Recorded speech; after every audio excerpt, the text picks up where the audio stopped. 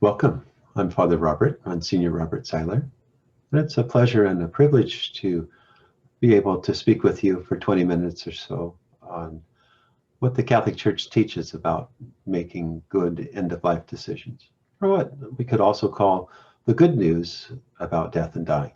Before I flesh that out a little bit, though, I'd like to start with a prayer. This prayer comes to us from the fourth Sunday of Easter. We begin in the name of the Father, and of the Son, and of the Holy Spirit. Almighty ever-living God, lead us to a share in the joys of heaven, so that the humble flock may reach where the brave shepherd has gone before, who lives and reigns with you in the unity of the Holy Spirit, God, forever and ever. Amen. We sometimes call this fourth Sunday of Easter Good Shepherd Sunday because there are so many images throughout the Church's liturgy of Jesus as the Good Shepherd. That's what we proclaim in the Gospel. And that word in the Gospel of John can also be translated as the noble shepherd. We hear that Jesus is a brave shepherd, a good shepherd, a noble shepherd. Finally, we hear at the end of the Church's liturgy that Jesus is the kind shepherd. You know, our lives as Christians are meant to share the life of Christ, to be patterned after the life of Christ. And we are called to be good shepherds as well, and to be good shepherds of our life. And when we talk about dying, we can also ask ourselves how our deaths might reflect Jesus's braveness, his goodness, his nobleness, his kindness.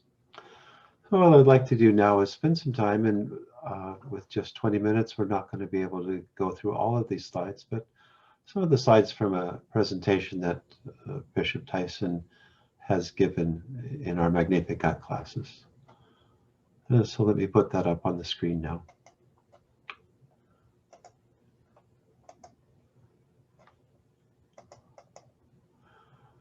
Respect for life at the end of life. There's a beautiful prayer here, and you'll be able to have copies of these materials taken from the World Day of the Sick, from the National Association of Catholic Chaplains. A beautiful image of recognizing that our own deaths are a sharing in the death of Jesus. And what we celebrate in Easter, of course, is that great mystery of Jesus' suffering, death, but resurrection, the resurrection that promises us eternal life. When we talk about respect for life and making good end-of-life decisions, we do so from understanding Catholic principles. The Catechism of the Catholic Church places end-of-life issues in the context of the third pillar of the Catechism of the Catholic Church, the fifth commandment, thou shalt not kill. One example that the U.S. bishops use in their catechism is Dorothy Day. Her life was dedicated to seeking holiness, defending life, and promoting social justice and peace. In valuing human life, she came to reject the violence of abortion and to abhor war and crushing poverty. More recently, our Holy Father Pope Francis, in his apostolic exhortation on the Beatitudes, GAUDETE et EXHORTATE, rejoice and be glad, tells us of the importance of avoiding the area of seeing moral issues in isolation from one another. And he has this to say in a beautiful paragraph 101. Our defense of the innocent unborn, for example, needs to be clear, firm, and passionate, for at stake is the dignity of a human life, which is always sacred and demands love for each person, regardless of his or her stage of development. Equally sacred, however, are the lives of the poor, those already born, the destitute, the abandoned, and the underprivileged, the vulnerable, infirm, and elderly, exposed to covert euthanasia, the victims of human trafficking, new forms of slavery, and every form of rejection. We understand then that God's love embraces us from the moment of conception to the moment of our death. And we hope and pray for a natural death. And that's why it's so important for us to understand our Catholic teachings as we prepare to make these decisions for ourselves or our family members help us to make them. We'll be, throughout this presentation, also considering the story of a woman named Anne, who is Catholic, who wants to make decisions about her medical treatment in light of her Catholic faith. And she has questions about those teachings. What are the Church's views on end-of-life decisions? How difficult will it be to follow them? Must she endure a great deal of pain? What if she's no longer able to make medical decisions for herself? And she wants to be able to make decisions ahead of time in order to relieve her family of the burdens of determining what care might be most appropriate for her. Before we consider more of her story, then, what are some foundational principles for our Catholic teachings on the end of life? The first principle is that God's has dominion, and that our human stewardship is a sharing in the life of God. God is the creator, and the human persons owe their creation to God. Human life is a gift, and it's a sacred trust. Human persons have a right to the use of the gift of life, not a right to dominion over life. We're called to be stewards, not to be masters of life. And that human responsibility is one of stewardship, but then not ownership.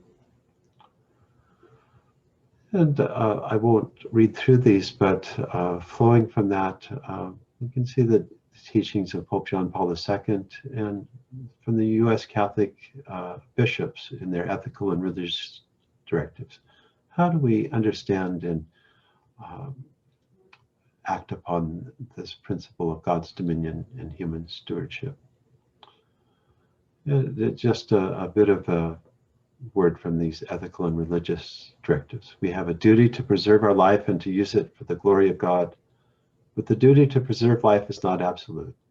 We may reject life-prolonging procedures that are insufficiently beneficial or excessively burdensome, but suicide and euthanasia are never morally acceptable options. And so understanding the distinctions then that can arise, that need to be made from that teaching, be part of what we'll be working our way through. Before we do that, though, what is a second principle that's very important for us to keep in mind?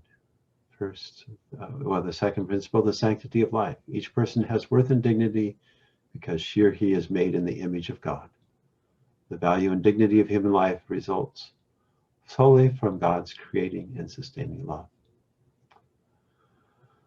We apply this to abortion, not just as a Christian obligation, but our human reason tells us that it should be able to be understood by everyone, and that society needs to be respectful of these rights. And we know that this continues to be a difficult area of discussion in regard to abortion, and also in regard to the end of life. We look at paragraph 12. The right to life remains complete in an old person, even when greatly weakened. It is not lost by one who is incurably sick. What are the obligations that flow from the sanctity of life? To nurture and support life, to not harm or destroy it. A third principle then is the prohibition against killing. We have an obligation to protect life and an obligation not to destroy it. The commandment, "You shall not kill," does not prohibit all killing, only allows it for the protection of the person and the community. And so this is why our law enforcement personnel do carry weapons. Sometimes we're forced to protect the nation through our armed forces. The commandment protects the bonds of a community by prohibiting the arbitrary taking of life by an individual. And we have to also distinguish between killing and allowing to die. Killing is an intentional action or omission bringing about the death of another. Allowing to die is withholding or withdrawing futile or overburdensome treatment. So again, we're understanding these distinctions and so that we can apply them in concrete situations. So getting back to Anne's story, she has been informed of a serious turn in her case. She's considered the risks and benefits of a proposed treatment for the serious illness, grave illness that she has. Surgery has been suggested that might enable her to live longer, but she runs the risk of developing serious complications. It's higher than normal, little likelihood of recovery. And after talking it over with her family, she's decided to forego the surgery. And in that sense, we can say that she has made a brave decision. She is facing the uncertainty of death, what comes after death, with her Catholic faith, which gives her assurances of life in Christ continuing, life in the Father, Son, and Holy Spirit. And yet, none of us knows that for sure. We have to step out bravely when the time comes for us to pass from this earthly world. Now, had Anne been younger or someone on whom others depended, for example, a mother with children under the age of 18 suffering from a serious form of cancer, she might have decided to undergo the treatment despite its difficulties and poor prognosis. And we could say that that would be a brave decision also, to take on extra suffering so as to preserve one's life to care for one's children. But again, our Catholic teaching tells us that we are free to forego burdensome means of preserving life, even if we are not imminently dying. Now, it's helpful for us to also distinguish between ordinary means of preserving and sustaining our life and extraordinary means. Ordinary means are all medicines, treatments, procedures, and technology that offer a reasonable hope of benefit, which can be obtained without excessive pain, expense, or burden. Extraordinary means refer to all medicines, treatments, procedures, and technology that do not offer a reasonable hope of benefit or cannot be obtained with or used without excessive pain, expense, or burden. Catholics have a moral obligation to use ordinary means to preserve their lives. They also may choose to use extraordinary means, but they have no obligation to do so. Pope Pius XII helped us to more deeply understand this teaching of our faith.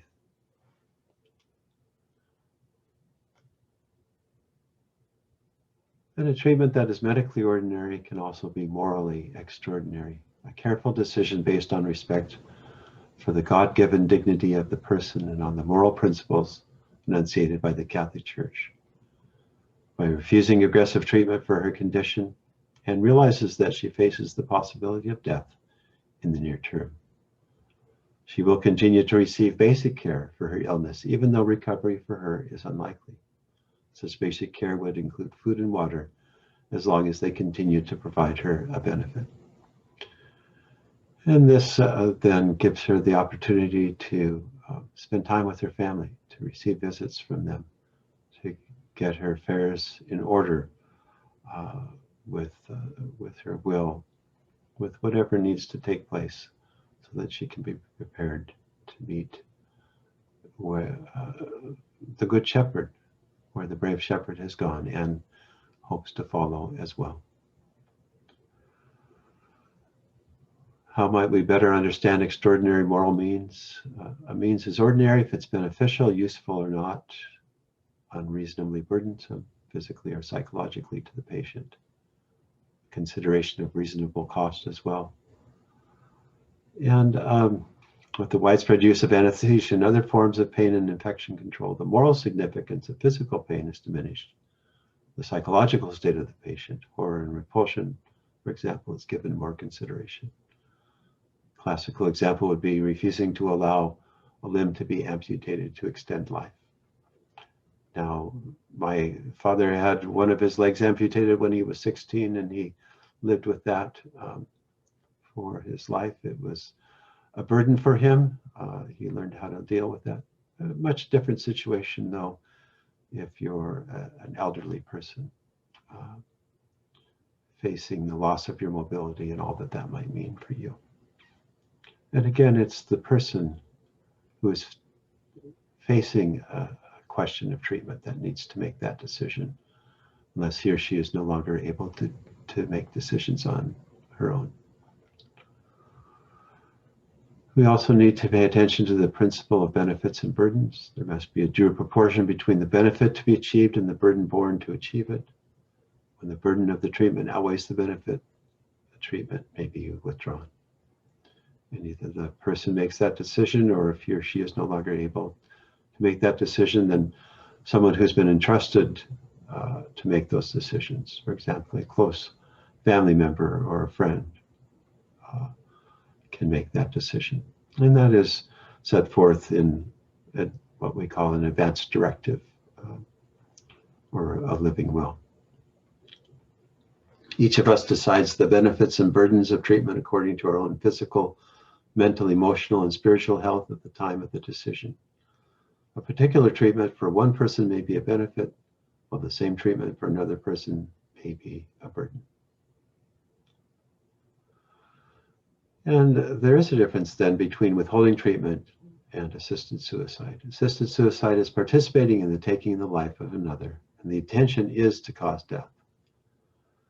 When we're talking about withholding treatment, we're not intentionally causing death. We are declining a treatment that creates an excessive burden.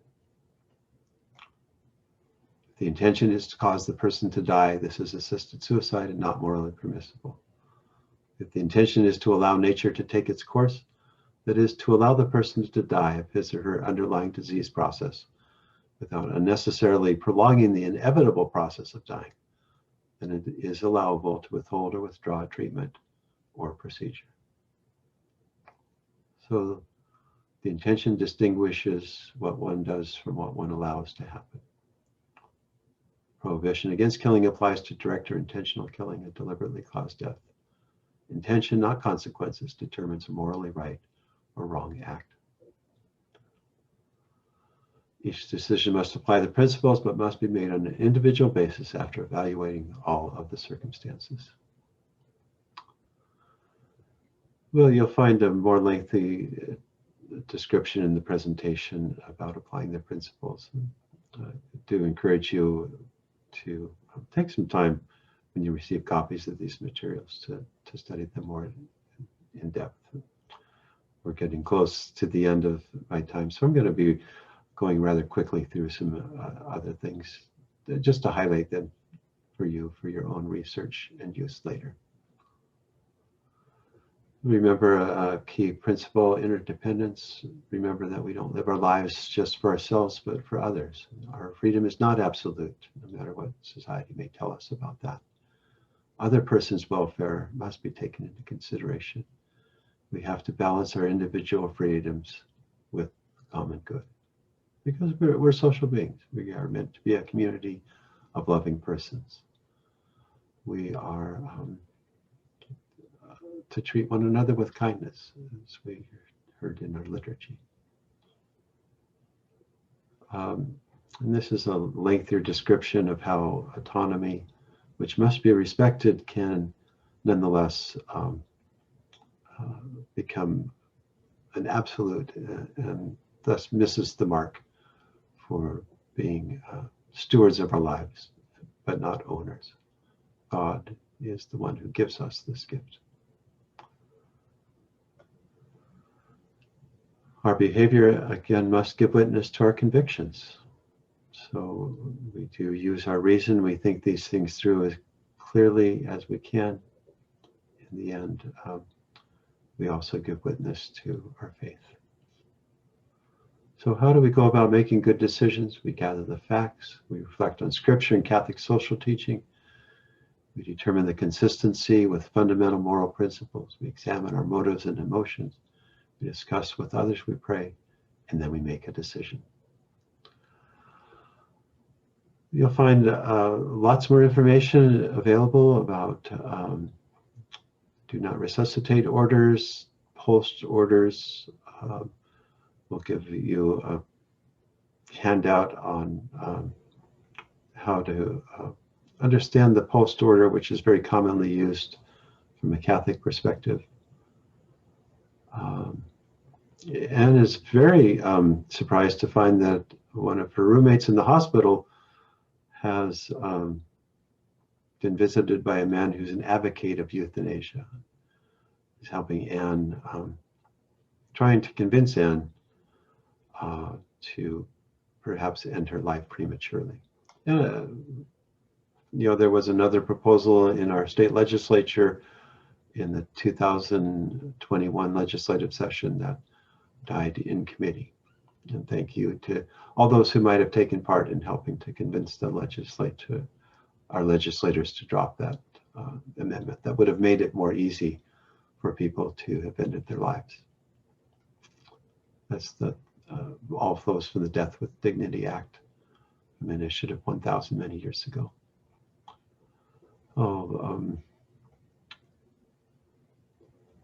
Nonetheless, we might be tempted about stories about people who have suffered deeply. How do we support a person in a terminal condition? We don't have time to go through all of these, but just to know that the church calls us to provide good pastoral care, to be good shepherds. And that's what the word pastoral means. It comes from the word pastor, meaning shepherd. That means visits from the church. It means visits from the ministers of the church. It also celebrating the sacraments, good palliative care so that people do not have to suffer excessively.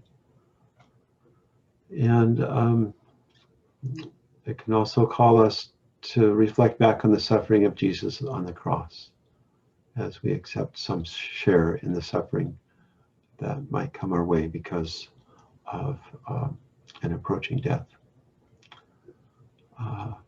But our pain can be managed. And again, there can be situations where it might seem like someone is getting too much pain medication, that we might be trying to end their lives. But again, we pay attention to what the intention is. The intention is to relieve the suffering that is morally acceptable, even if it does have the foreseen but not intended consequence of ending somebody's life prematurely. We are relieving their suffering.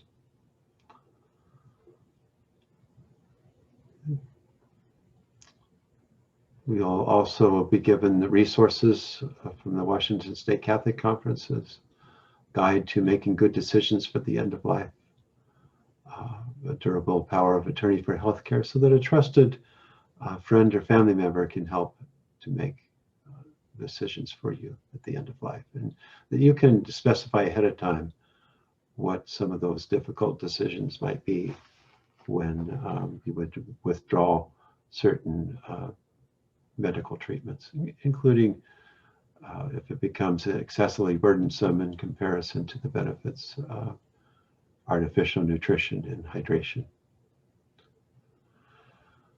We do need to understand these principles so that when we talk about end-of-life issues, we can do so with a better understanding of our Catholic Christian faith. We know that this topic touches all of us. We all have stories that influence us. I had the privilege and difficult responsibility to help my father, and then my next oldest brother, and finally my mother most recently through hospice care and making decisions about when to withhold certain treatments. And these stories do influence us and help us be able better to talk about these issues with others.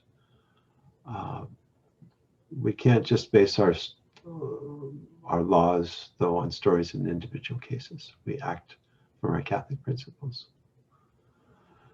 John says in his gospel, "If I go and prepare a place for you, I will come back again and take you to myself, so that where I am, you also may be." I'd like to end the presentation now with the closing prayer, the prayer after communion from the fourth Sunday of Easter. And the good news about death and dying, again, is that where the brave shepherd has gone, we hope to follow. And that same sentiment is expressed in this prayer. Look upon your flock, kind shepherd, and be pleased to settle in eternal pastures the sheep you have redeemed by the precious blood of your Son, who lives and reigns forever and ever. God bless you, and thank you for viewing this presentation. In the name of the Father, and of the Son, and of the Holy Spirit. And God bless you all. Good afternoon, everybody. My name is Patrick Shirey. I'm an attorney here in Yakima at the law firm of Stokes, Lawrence, Velicani, Moore, and Shore. I focus my practice largely on estate planning, trust and estate administration, and assisting businesses with contractual and real estate matters. We're here today to talk about estate planning issues for everyone. This is sort of estate planning 101 to talk about the basics of estate planning and the documents that are helpful and important for everyone to consider.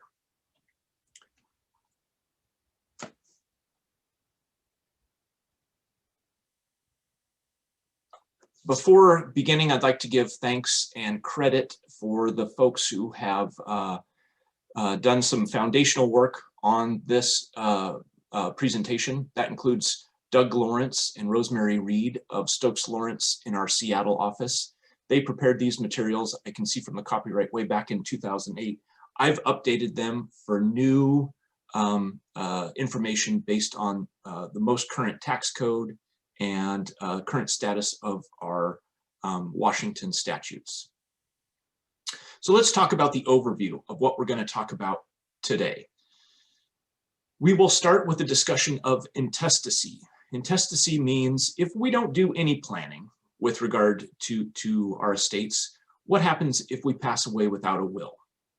We will then move into talking about what happens when we actually do the planning. And we'll look at estate planning documents. And we'll cover those in a little more detail. But what we're talking about with regard to estate planning documents in general are wills, financial powers of attorney, healthcare powers of attorney, a healthcare directive, possibly a community property agreement, and possibly a revocable living trust. We'll cover all of those in a little more detail. We'll also talk about disability planning very briefly with reference to the powers of attorney. We will talk about probate versus non-probate assets. And the reason we'll delve into that is to distinguish between assets that are distributed in accordance with the terms of your will versus assets that pass to beneficiaries or spouses or other parties, regardless of what your will says. We'll talk about ways to transfer assets to the spouse. And in conjunction with that, we'll talk very briefly about estate taxes or death taxes, because those are a major driver in what people think about when they're planning for their estate. We'll talk about options for passing wealth to the children. We'll talk about planning with life insurance and then charitable giving. So we'll cover all of those topics in more detail as we move forward. Let's start with intestacy. So the way I characterize this is everyone in the state of Washington has a will, whether they've signed one or not. Obviously, if you've signed your will, you've controlled the disposition of your estate in accordance with what you want to have happen. If you have never signed a will, even if you have one prepared but you haven't signed it, the state of Washington has a will for you. So for everyone who hasn't signed their own will, the distribution of their estate is going to be governed by the laws of intestacy. And this is the state legislature 100 years ago enacted the intestacy laws. And the laws of intestacy basically say that if you die without a will, your assets will pass to your closest living relatives, subject to the rules of community property and separate property. So let's break that. So what do we mean by your closest living relatives? Well, the law defines who your closest living relatives are. Washington is a community property state. So if you are married, the character of your property, whether it is community property or separate property, will control how your assets are distributed after you pass away.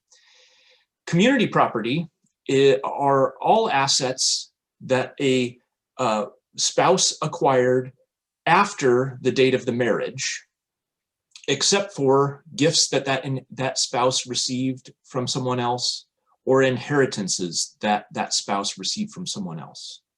So once you're married, all assets are presumed to be community property. On the other hand, assets that a spouse owned prior to marriage is the separate property of that spouse. So think of the marriage date as the date of determination.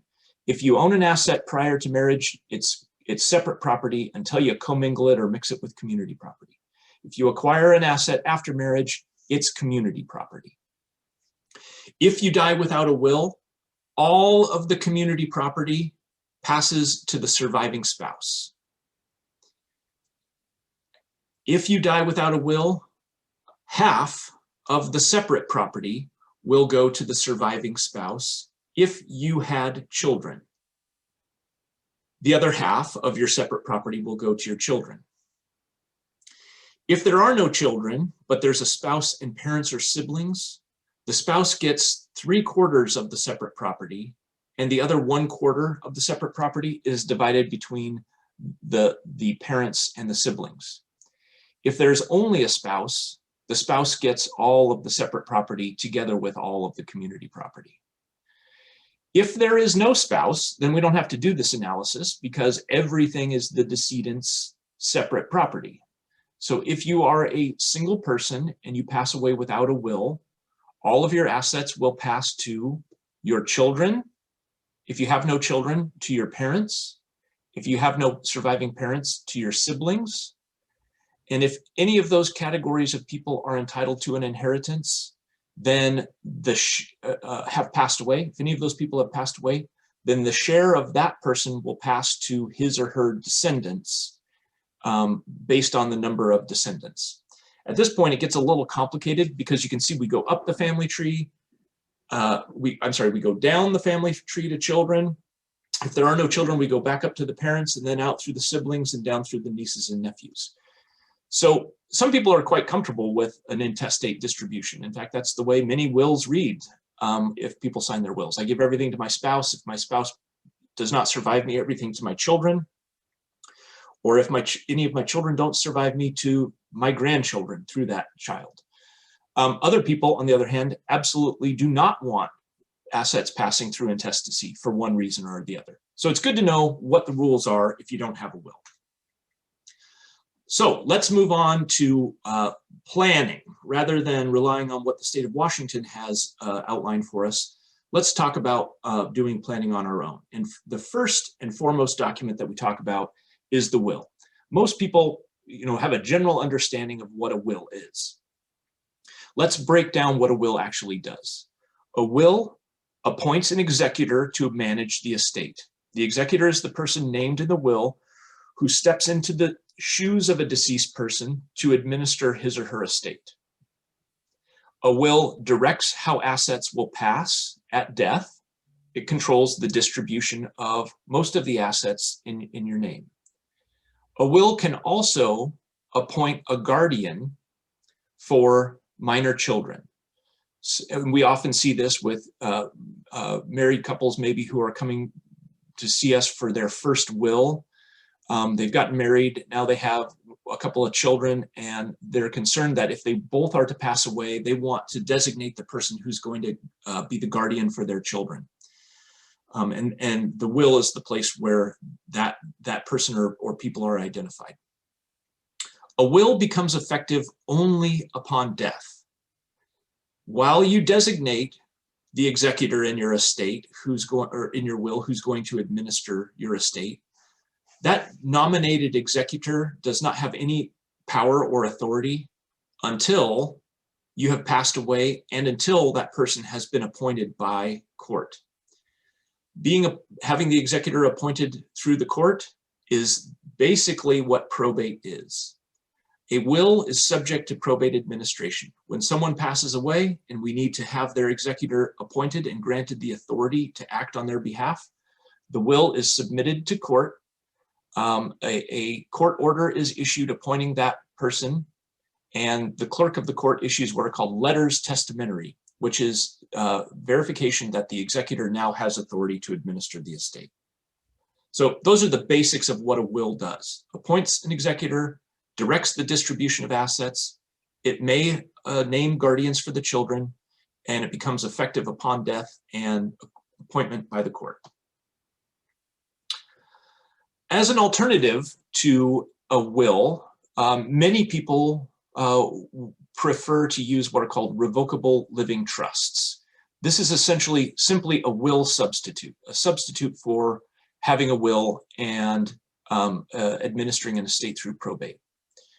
The purpose of the revocable living trust is to appoint the trustee to manage assets. That is, assets are going to be transferred into the trust, and the person nominated as the trustee is going to administer those assets. It directs how the assets are to be managed during life and how those assets will pass at death. Unlike a will, a revocable living trust becomes effective immediately and must be maintained during life. There's questions about whether it is effective at appointing a guardian for the children.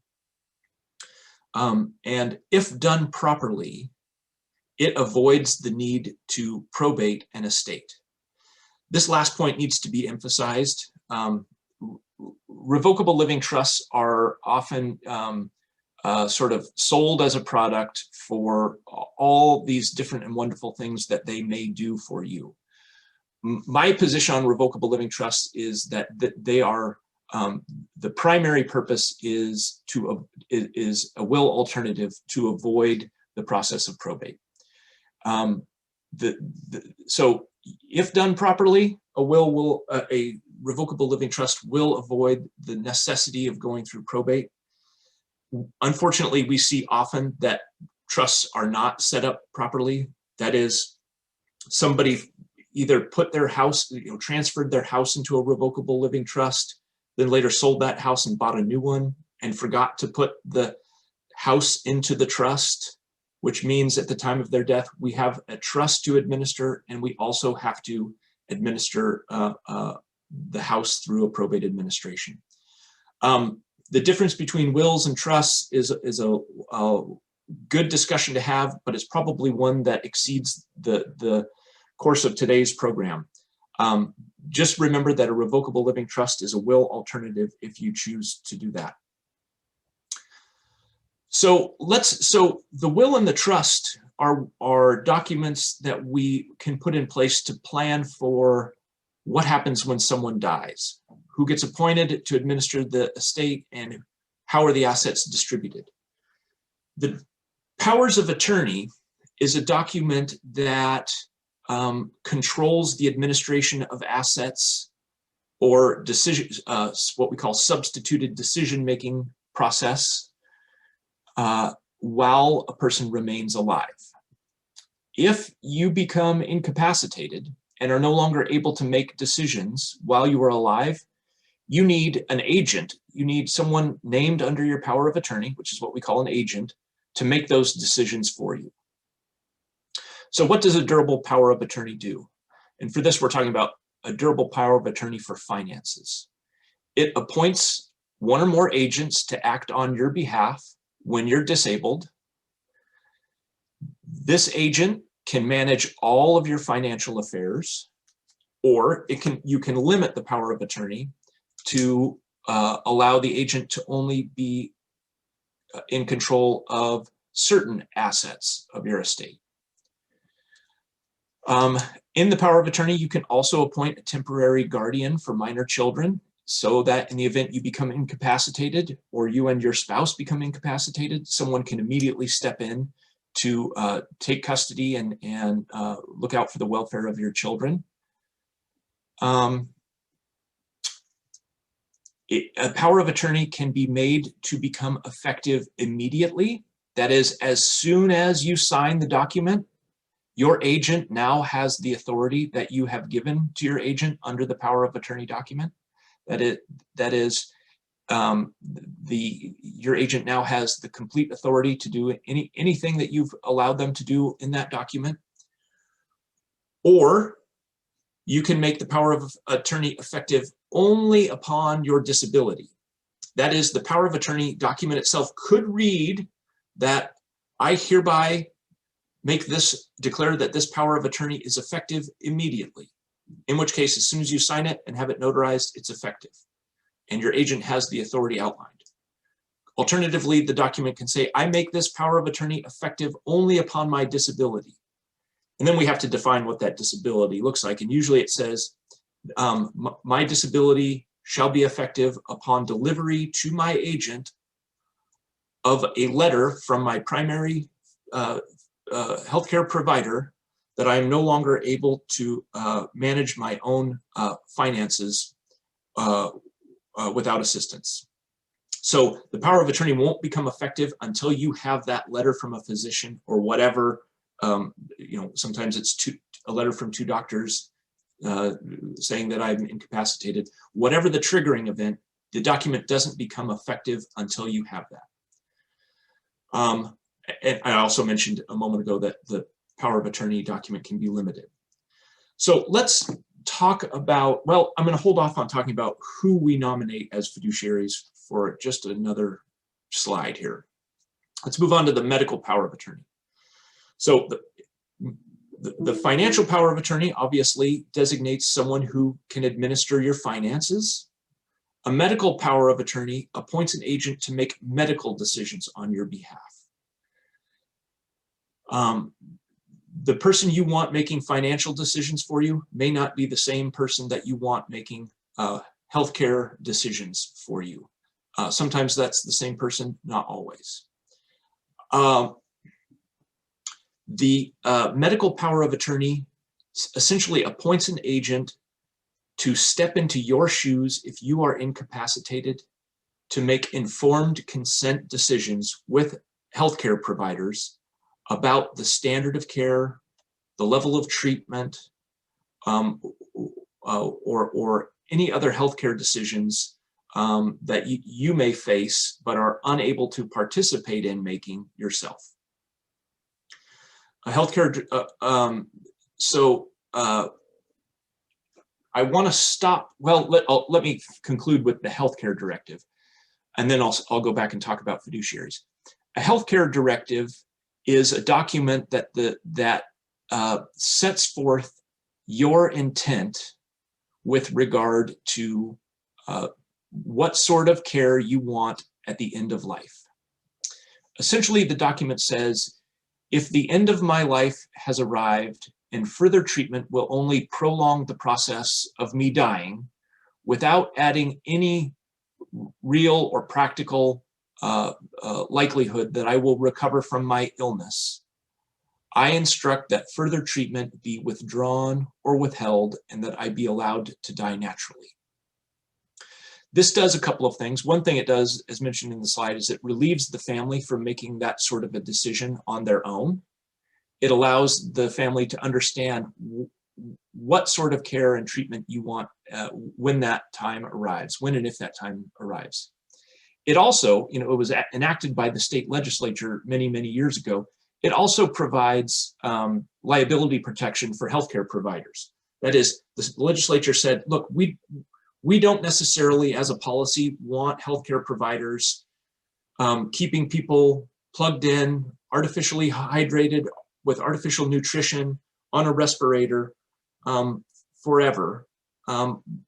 We want them to allow people to die naturally if that time has arrived, without fear of liability to any family members who may say, we wish you should have kept mom or dad alive forever. So that's another purpose behind this healthcare directive. It allows you to set forth your intent with regard to end-of-life care. I always mentioned that just as important as having the document is to have the conversation with your family. Have the conversation with your spouse, have the conversation with children, with friends who might be participating in that decision, so they know what it is, what sort of care and treatment that you would like at the end of life. There is a helpful document that Memorial Hospital has put out that's called the 5 Wishes. This is a great document to help facilitate that conversation with family members. It also, however, I was issued this morning, it also has inside of it a medical power of attorney that's very simple and very basic. If you have an existing power of attorney, don't sign the power of attorney in the 5 Wishes. Use the 5 Wishes as a worksheet, but don't sign the document. Okay, I want to talk really quickly about naming people in the position of executor, agent under powers of attorney, trustee under the trust. What the primary trait that you're looking for to name someone into that position is trustworthiness. You want to name somebody into that what we call fiduciary position, who's someone who will have your best interests at heart, will tend to your finances and to your healthcare decisions in a steward-like manner for your benefit. Often, the primary agent or the primary trustee or the primary executor is the spouse. Typically for married couples, when they come in, they name their spouse as the primary person in those roles. After that, it varies. For single people, it may be a child, an adult child. It may be a trusted friend or other relative. In some cases, there's nobody that's really appropriate who is a relative, and we end up naming a professional fiduciary to serve as executor or agent or trustee of a trust. But those are typically what we see, especially for sort of, middle-aged to older married couples. We see that the spouse is the primary agent, and then maybe the children in order of birth, or sometimes children in order of responsibility. Often we'll see that one child, daughter might be a CPA, so she's an appropriate candidate for the financial agent under the financial power of attorney. And son may be in the healthcare industry, so he's an appropriate person for a healthcare provider. Typically, what we do is we name a primary agent, primary personal representative executor, primary trustee in those roles, and then a couple of backups, contingents. If my spouse cannot do it, then I name my eldest daughter. If my daughter cannot do it, then I name my son, and so on down the line. So those are things you want to keep in mind in preparing to think about your own estate planning documents.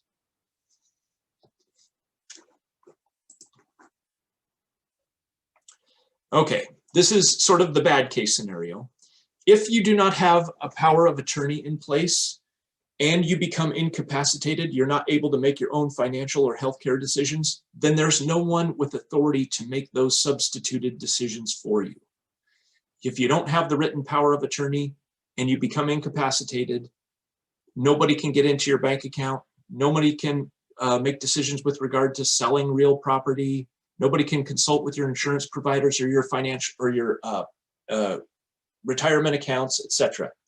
And in that case, we need to have someone appointed to that role. So in the event of incapacity without a power of attorney, a guardianship court proceeding may be necessary. And guardianship court proceedings are notoriously time-consuming, expensive, and potentially contentious, especially when you might, in a case where there might be a couple of children who don't necessarily get along, who feel that dad, now that he's incapacitated, should have one or the other appointed as guardian. You can end up in long, protracted disagreements in court. So the reason to do a power of attorney is to avoid a guardianship. Okay, I want to shift gears now from the documents. What we talked about with the documents were what documents control the distribution of my assets, the will or a revocable living trust. What documents do I need to make substitute decision for myself? Or if I'm not able to make those decisions, financial power of attorney, healthcare power of attorney. How do I record my preference for end-of-life treatment? The healthcare directive. So those are those documents. I want to talk also very briefly about probate versus non-probate assets. And the reason we get into this is because of the following. Any asset that is in your name only, that is titled only in your name, is subject to probate administration. What I'm thinking about is a house that's in one person's name only, or other real property that's in one person's name only. A bank account, an investment account, any asset that is solely in one person's name. When you pass away, someone needs to have access to those funds to make sure that they're distributed to your beneficiaries. In order to have access to those funds, the person is going to need to be appointed as your executor, to be issued those letters testamentary by the court so that he or she can walk into the bank and have access to the funds, deal with the brokerage firm to have access to the investment accounts, work with a title company and real estate agent to sell the house. Those are all assets that are subject to probate administration. Some assets are not subject to probate administration, and these assets will be distributed directly to the beneficiary or joint owner of those accounts. So the reason we like to talk about these things is to make sure that when we set up someone's will that says, when I die, I leave everything to my spouse, and if my spouse has passed away, has predeceased me, then I leave everything to my children equally. We want to make sure that their non-probate assets are reflective of that plan. Let's talk about non-probate assets. Non-probate assets are assets that pass according to the terms of a beneficiary designation or contract. The classic example of a non-probate asset is a life insurance policy. If you own a life insurance policy and you pass away, all the life insurance company needs to see is a copy of the death certificate, and they will send a check for the life insurance proceeds to the beneficiary of that policy. There's no probate administration associated. Nobody needs, the insurance company doesn't need letters testamentary.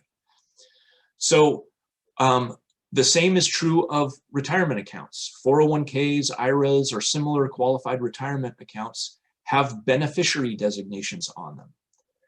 The beneficiary is usually, if there's a spouse, the spouse, and if the spouse is predeceased, then it's usually the children. But when we're doing estate planning and we're preparing people's wills, we want to go and look and make sure that those beneficiary designations on the life insurance policies, on the retirement accounts, all line up in accordance with the person who's putting together their estate plan, that it all lines up the same way. I'll give you an example of where this can be a problem. Another form of a non-probate asset is a joint tenancy with right of survivorship account, or a pay on death account.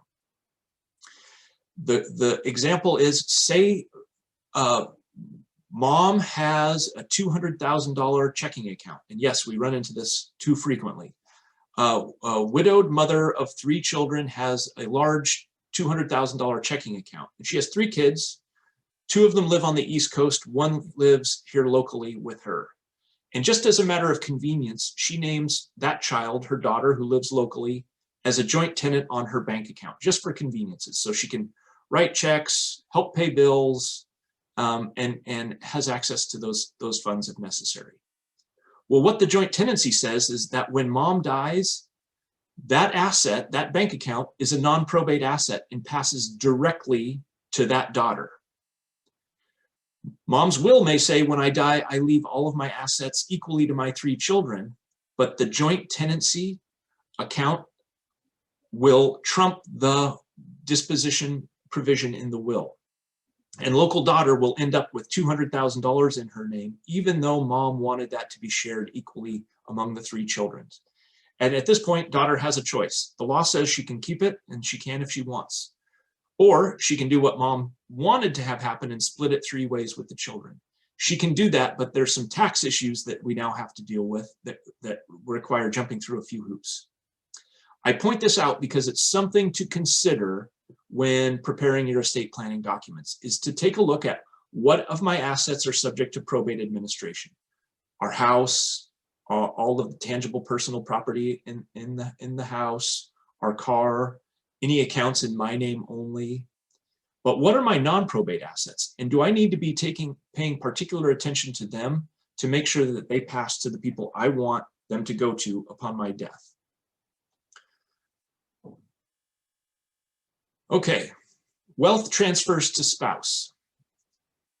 For married couples, I would say most of the time, almost all of the time, the estate plan is when I die, I leave everything to my spouse. This can be done outright, which means when I die, I leave everything to my spouse outright to be his or hers, free of any trust. An alternative to leaving everything to the surviving spouse outright is to leave everything, your separate property and half of the community property, into a trust for the benefit of the surviving spouse.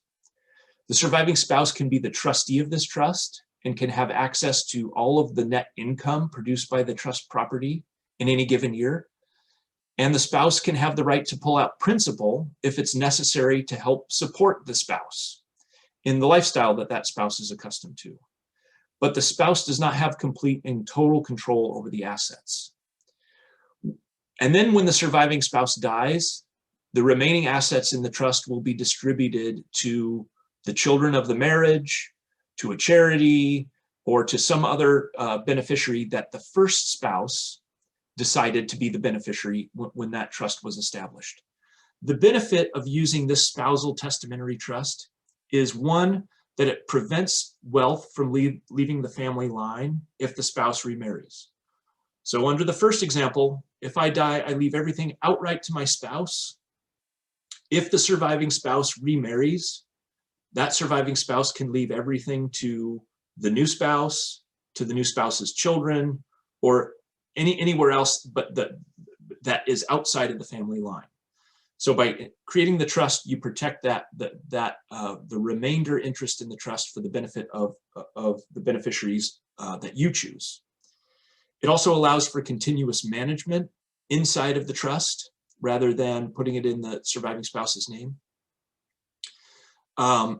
If drafted a certain way, it can allow the surviving spouse to have limited access to the assets in that trust without disqualifying that spouse from government benefits. That is, we'll often use these sorts of trusts, they're called supplemental needs trusts, to protect a portion of the estate from bearing the costs of long-term care if the surviving spouse is going to need to pay for assisted living or nursing home in the future.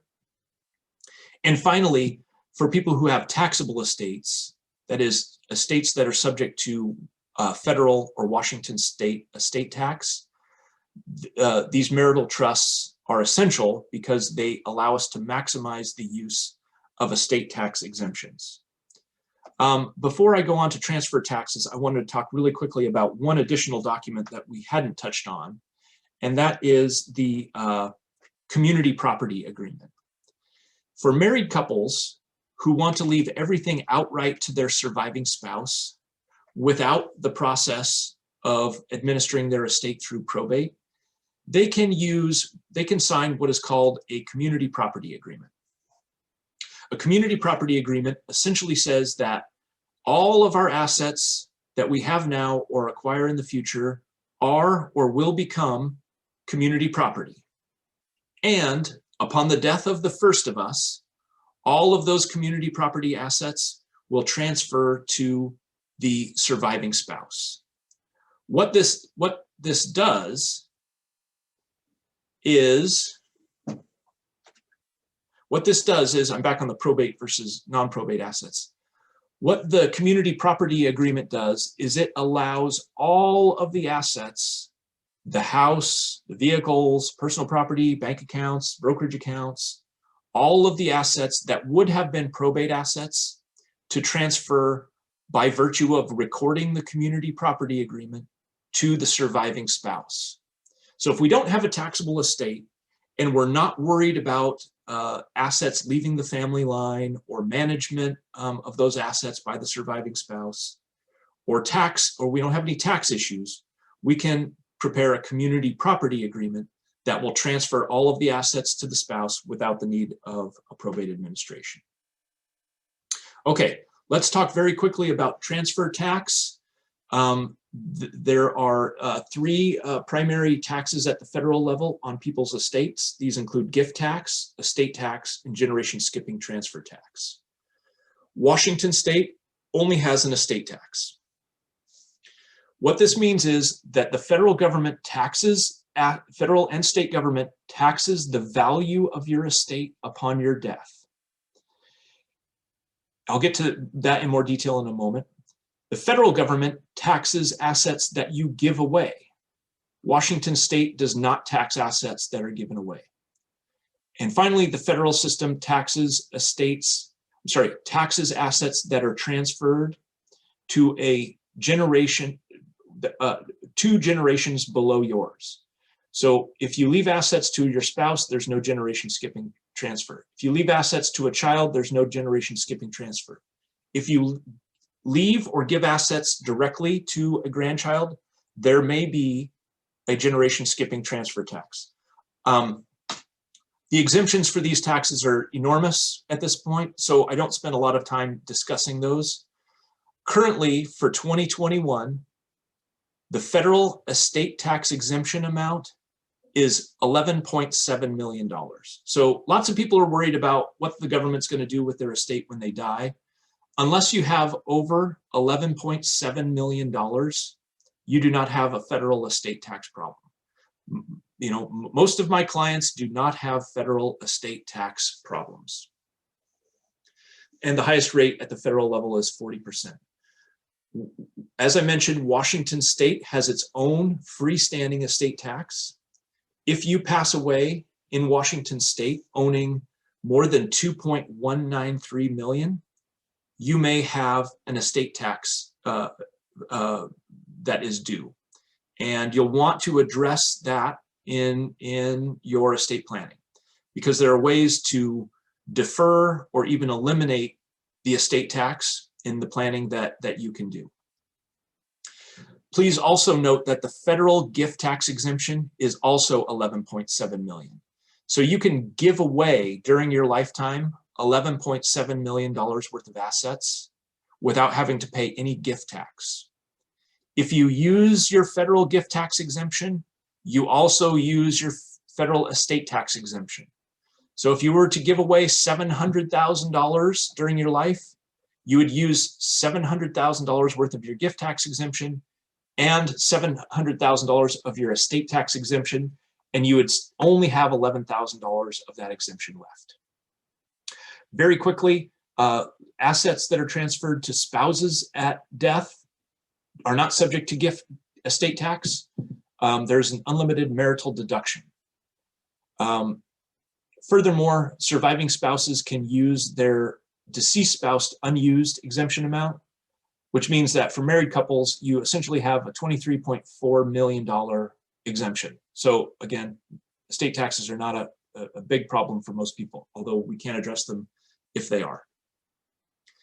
What assets count for estate tax purposes? All of the separate property. When a spouse dies, all of that spouse's separate property, half of the community property, out-of-state property counts for federal estate tax purposes, but it does not count for Washington state estate tax purposes. Washington cannot tax assets that are owned outside of the state. Life insurance policies are includable, retirement accounts, property titled into a revocable living trust. If you own it worldwide, it's subject to federal estate tax. If you own it in the state of Washington, it's subject to Washington estate tax. Gift tax, we talked about the same lifetime exemption. There's a 40% tax rate on those gifts. And you do have what are called annual exclusion gifts. A person can give away $15,000 per person per year without having to file a gift tax return or pay any taxes. And there's an unlimited exclusion for making direct tuition and medical payments for another person. You don't have to pay gift taxes on those. We already talked about some of these elements. The federal estate tax is adjusted for inflation each year. It keeps rising. We talked about portability. You can use your unused spouse's amount and apply it to your own exemption. And it's important to note that this law sunsets in December 31, 2025. I need to correct that, of 2025, to become revert back to where it was at $6,000.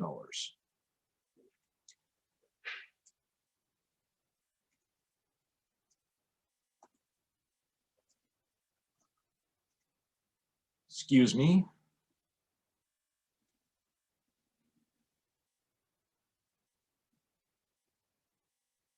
Alma, how much time do I have left?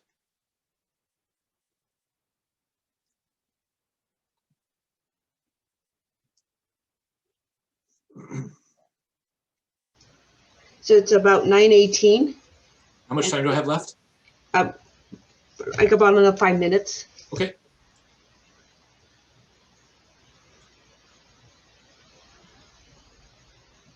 I'm going to skip over federal generation skipping transfer tax. It's simply an additional tax that for which everyone has an $11.7 million exclusion amount.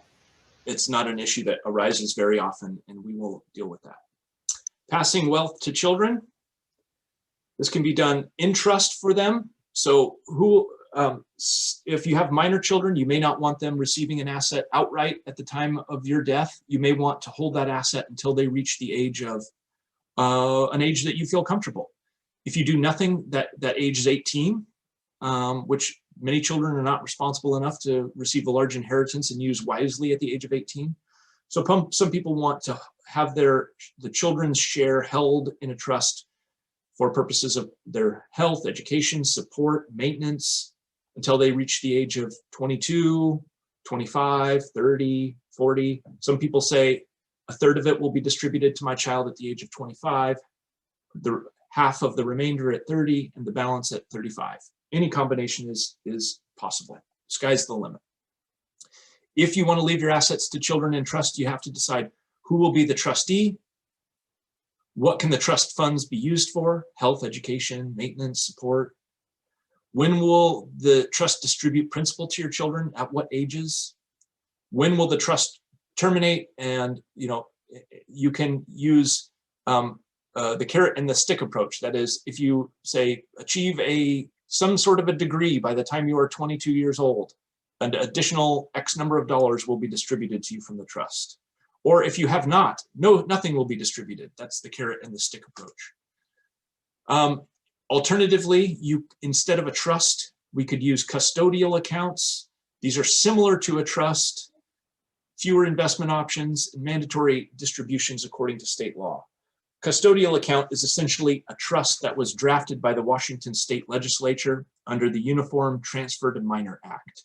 And the assets can only be held for the benefit of the child until the latest age of 25. And of course, you can make lifetime gifts to children. You can make lifetime gifts outright to your children, or you can make gifts into a trust for your children's benefit. If you make gifts to a trust, it allows the parents to control the use of the funds that are for the benefit of their children. And another benefit is that you can see the effect of the gift before making more gifts. Does it help the child, or does it cause some sort of harm? Finally, a warning about lifetime gifts is if you are potentially looking at some sort of long-term care costs, you should not be making gifts to your children until you've talked to somebody to an attorney about the effect of those gifts that they may have on your eligibility for long-term care benefits. Planning with life insurance. Why have life insurance? It provides liquidity, income, replacement of additional wealth, pay debts. The purpose of life insurance is largely to replace income or assets that are lost upon death, and to replace those for your beneficiaries. It's important to look at your policy and make sure that it satisfies the actual goals you have in mind. Back to our probate versus non-probate discussion. Does the beneficiary designation that you have coordinate with the rest of your estate plan? Or is it different? And if it's different, Is it different on purpose or is it different on accident? If it's on accident, we probably want to fix it. Also consider the tax implications of your life insurance. Remember that life insurance is includable in your gross estate for purposes of calculating estate tax. Let's talk about charitable giving. Often people have charities in mind with regard to their estate planning. And there are several options for charitable giving.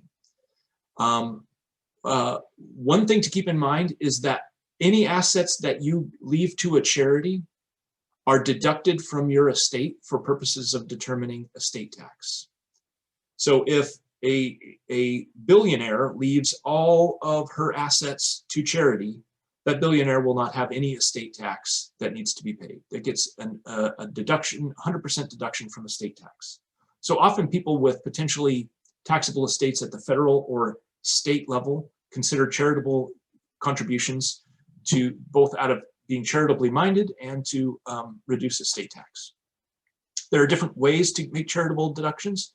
Outright gifts do not use exemption because they are charitable in nature. Charitable annuities, these are a product that allow for an income stream to the grantor of or the purchaser of this annuity, with the remainder passing to the charity at the end of life. And I think Alma can talk to you about options related to charitable annuities in more depth than I can today. Gifts in trust. You can make a gift to a trust for the benefit of a charity. And this may take the form of what we call a charitable lead trust or a charitable remainder trust. Those look differently, but they allow the grantor, so they allow the person who's making the gift to provide for the, to enjoy a benefit of the trust or during life, or for someone else to enjoy the benefit of the trust during life. And then upon the death of that person, for the remainder to pass to the charity.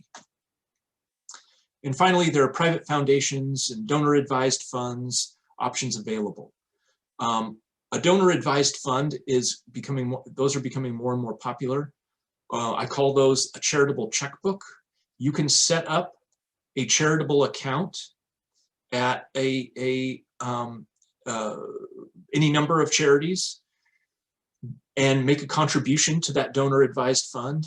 And then from year to year, you or someone you have designated can instruct that donor-advised fund, which is a charity and holds those funds for charitable purposes, to make a charitable distribution to one or more charities. So you can essentially provide instructions from year to year to take assets out of your donor-advised fund and contribute those assets to charities of your choice. So those are very briefly some charitable options to keep in mind. So that concludes my presentation. I know we're going to have an opportunity for questions and answers now. If we can provide any assistance with your estate planning, please feel free to contact our team at Stokes Lawrence, Velikondy, Moore & Shore, which includes me, Patrick Shirey, Attorney Garen Jones, Ellen Jackson, and Saul Tilden. We're all happy to help and available if we can provide any assistance with your estate planning. Thank you.